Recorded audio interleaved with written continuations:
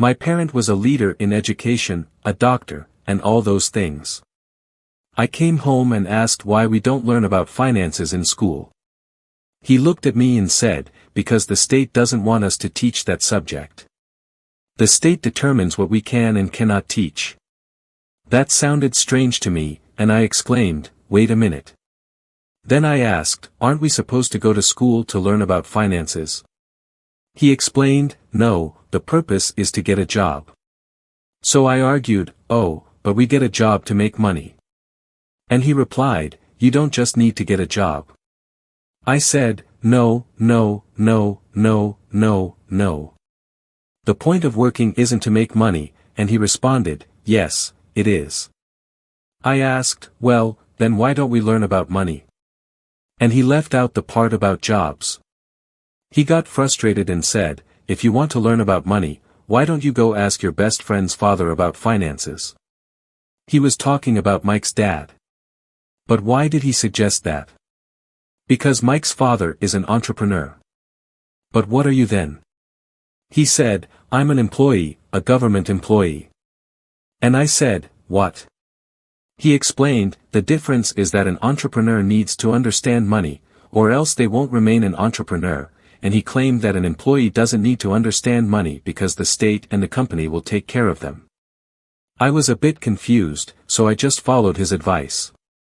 I went to Mike's father's office, knocked on the door, and said, I'm here, I'm 9 years old, and I want to learn about money. He just turned and said, go away. That's how the story of Rich Dad Poor Dad started, and after much persistence, my rich dad eventually agreed to teach me about money under one condition. The condition was that he would never pay me. Because the moment he paid me, I would start thinking like an employee, and that's the trap. Imagine improving your mindset and advancing financially, achieving everything you desire.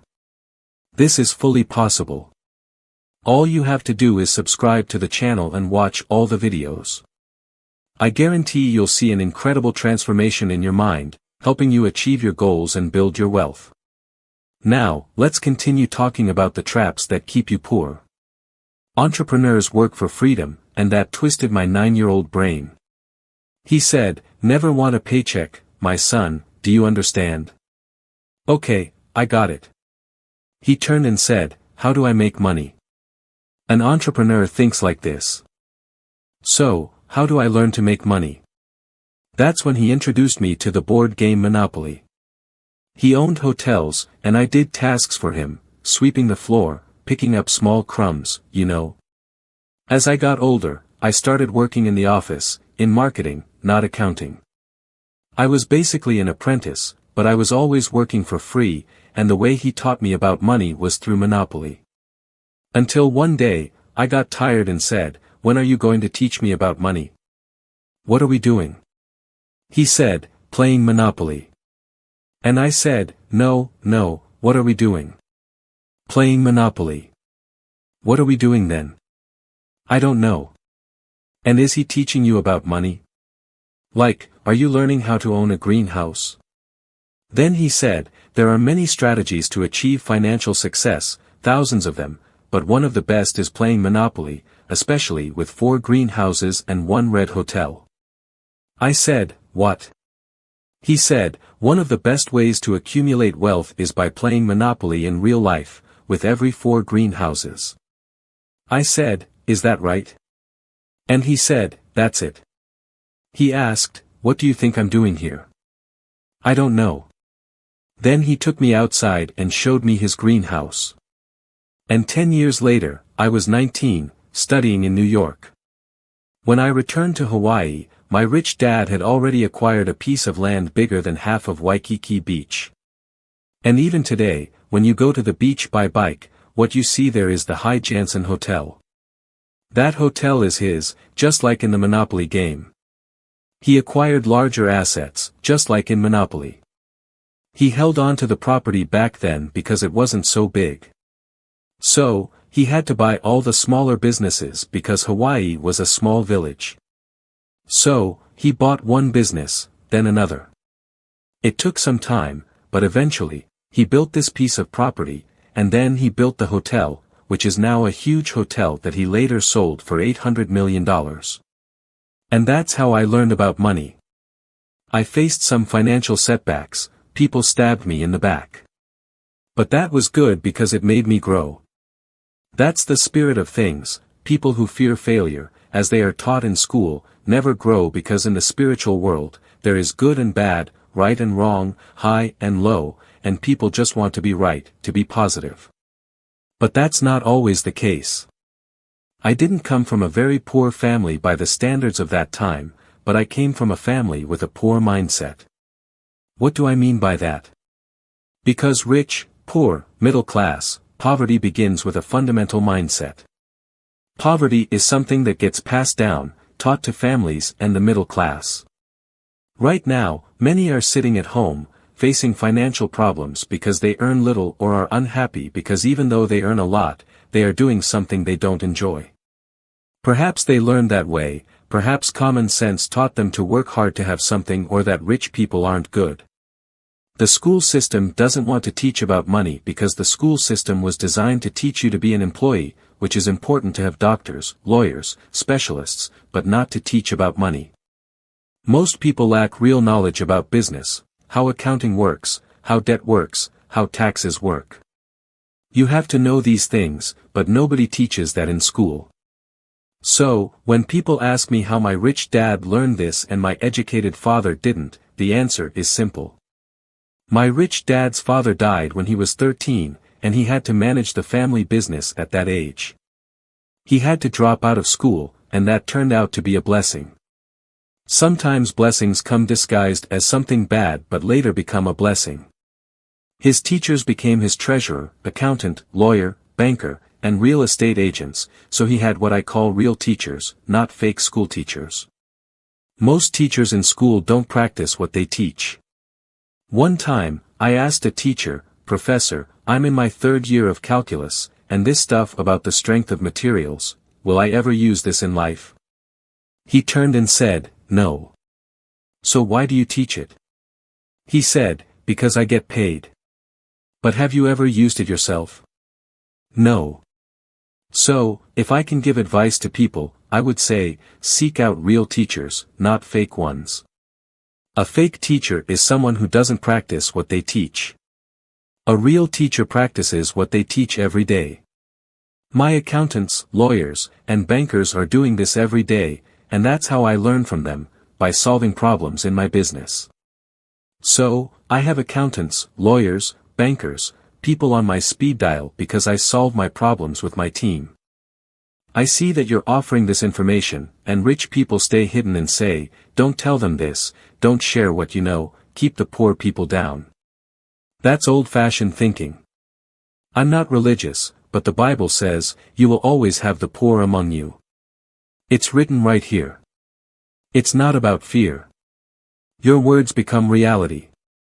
Okay, I'm not very religious, but when someone says, "I can't, I won't," they sink.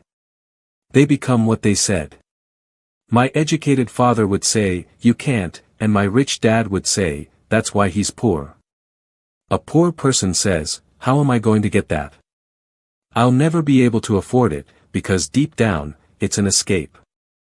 It's an escape, you see. It's easier to say that. And what would your rich dad say instead of, "I can't afford it"? He'd say, "How can I afford it? How can I do what it takes to get there?" He'd say, "A question opens the mind, and a statement closes it." See, when you say, "I can't afford it," it just shuts down. And guess what happens? You create that reality. Rugby and football both have teams, but with different rules. Some people play golf, they play solo. Everyone plays differently, and in the financial game, I follow the rules of business and real estate. So, what I tell young people is, find your game and achieve your financial success. Investing in financial education is the first fundamental step for anyone who wants to improve their financial situation and seek economic independence. Financial education, first and foremost, invest in financial education. Understanding the basics of finance is essential to making smart decisions about real estate investments. A solid understanding of basic financial principles, such as budgeting, saving, investing, and debt management, is essential for making informed and intelligent financial decisions. Through financial education, people can learn to create and follow a personal financial plan, set realistic goals, understand the different types of investments available, and assess the risks and benefits associated with each. Additionally, financial education helps people develop critical thinking and analytical skills, enabling them to identify and avoid common financial pitfalls and make decisions that promote long-term financial security. Ultimately, investing in financial education empowers individuals not only to better manage their money but also to build a more solid and prosperous financial future. Market research and analysis. Take time to research and analyze the real estate market. Identify areas with potential for appreciation and study local market trends. Dedicating time to conducting thorough research and detailed analysis of the real estate market is crucial for success in this sector. By analyzing the market, investors can identify trends, understand supply and demand for different types of properties in specific areas, and assess current market prices. This allows them to make more informed decisions about where and when to invest. Furthermore, market research can help investors identify undervalued or emerging investment opportunities, as well as avoid risky investments or areas with potential depreciation. A careful analysis of the real estate market is essential to minimizing risks and maximizing long-term returns on investment. Strategic purchase. When acquiring properties, look for opportunities that offer a good return on investment, ROI. This may involve buying properties below market value, investing in properties that can appreciate with renovations, or finding rental properties that provide stable passive income. When it comes to acquiring properties, it's crucial to adopt a strategic approach and seek opportunities that offer a solid return on investment, ROI. This involves not only considering the purchase price but also evaluating the property's potential for long-term appreciation and financial return. Investing in undervalued properties that can be appreciated through renovations or improvements, or in areas with high growth potential, can be an effective strategy to maximize profits. Additionally, when making a strategic purchase, investors should consider factors such as location, local infrastructure, rental demand, and the property's potential for appreciation over time. By seeking strategic purchasing opportunities, investors can increase their chances of obtaining solid and consistent returns on their real estate investments. Portfolio diversification. Don't put all your eggs in one basket. Diversifying your real estate portfolio can help mitigate risks. Consider investing in different types of properties, such as residential, commercial, or land, and in various geographic locations. Diversifying a real estate portfolio is a fundamental strategy for reducing risk and increasing returns on investment. By not concentrating all resources in a single type of property or geographic location, investors can mitigate the negative impacts of possible fluctuations in the real estate market. This involves investing in different types of properties, such as residential, commercial, or land, as well as in different regional or local markets. This way, if one segment of the real estate market faces challenges, others may continue to generate positive returns, balancing the overall portfolio performance. Additionally, diversifying a real estate portfolio allows investors to take advantage of different growth opportunities and maximize exposure to different markets and sectors, providing greater stability and security for long-term investments. Efficient management. Efficient management of your properties is key to maximizing returns. This includes regular maintenance, keeping track of the rental market to ensure competitive prices, and carefully selecting tenants to avoid issues with non-payment. Efficient property management plays a crucial role in maximizing returns on real estate investments. This involves a range of practices, including regular property maintenance, monitoring the rental market to ensure competitive pricing, carefully selecting tenants, and quickly resolving any issues or concerns that may arise. Moreover, efficient management includes optimizing property use, whether through marketing strategies to attract new tenants or identifying revenue-increasing opportunities, such as making improvements to units to justify higher rents. By adopting a proactive and efficiency-focused approach to managing properties, investors can not only protect their investment but also significantly increase their returns over time. Did you like the video? Subscribe to the channel, leave a like, and comment if you enjoyed the tips in the video. A big hug and see you in the next video.